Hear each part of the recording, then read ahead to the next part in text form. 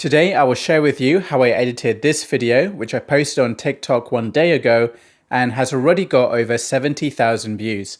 It's basically a third-person video of me walking around nice places on holiday, kind of like the GTA style effect. So let me show you how to edit this. To film this shot, I am using the Insta360 X5, but you can use any 360 camera, including the X4 or X3.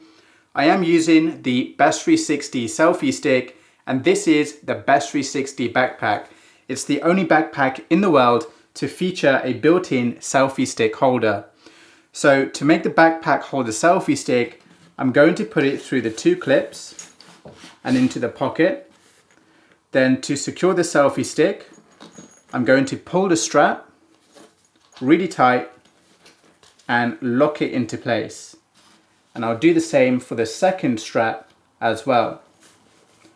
With the two locks secure, the selfie stick is in place and it cannot move. It's not possible to yank the selfie stick directly from the backpack. It will stay in there. It's not going to pop out even if it's upside down.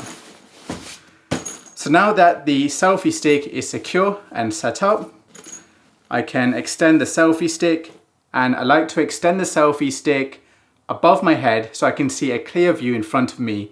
So with this selfie stick, it will be around 2 stems. When you wear the backpack, it's a really good idea to wear the chest strap as well, because this will give you extra stability. I really love this comment that I got on the YouTube version of this video, because it really goes to show how powerful this video effect is. To film the shot, I'm just walking around with the backpack in nice locations, and I set the X5 to 8K 30 frames per second. So to edit this video, I could go to Edit, Create a Video, and then select the videos to add, or from the Album tab, I can tap Multi-Select, and I'm going to select the first shot in my video, which is this one, a nighttime shot. Then I'll select this daytime shot, then a nighttime shot, and this daytime shot. So now I have 4 shots selected.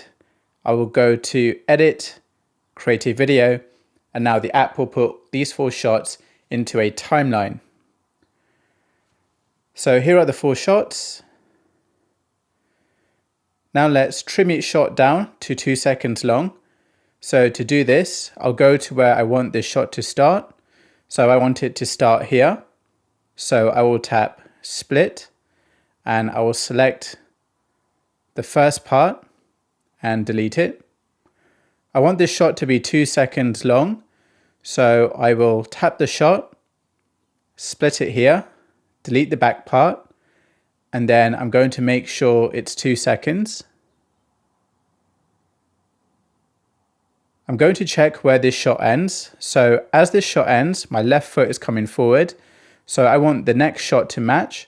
So as my left foot is coming forward, this is where I want it to start. So I will drag the left marker in to here. And then I'll make this shot 2 seconds long. So the quickest way to do this is just to split it, delete the back part, and then I'll stretch this shot to 2 seconds. Then I'll check where this shot ends. So it's when my left foot is coming forward. So about there. So I will drag the left marker inwards to start here, and then split the shot, delete the back part, and adjust this shot to 2 seconds. I will check where this shot ends. So it's as my left foot is walking forward. So I will do the same here. Split it. Delete the front part, and I'll adjust this shot to 2 seconds. So now that each shot is 2 seconds long, the next step is to reframe each shot and make sure I'm in the middle and keep the view consistent. So to do this, I will select the first shot, go to 360 reframe, and I'm going to position my head in the middle of the frame, and I'm going to pinch my fingers to make sure that the zoom level is around let's say 120, and then we'll use the same zoom level throughout all the shots. Because we're using custom reframe, there's no need to add keyframes. This shot is just going in one straight fixed direction. So we can use custom reframe to reframe the shot. And now it will just look in this direction for the entire shot. I'll do the same for the next shot. So I will position my head in the middle and just make sure that the zoom level says 120. And update the keyframe. Do the same for the third shot, custom reframe, put myself in the middle and change the field of view to 120. Do the same for the last shot. So I will just change it to 120.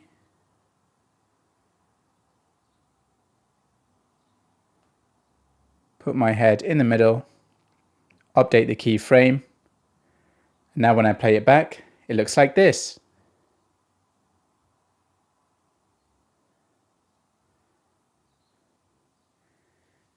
To export the video to your phone, tap Export, tap the settings.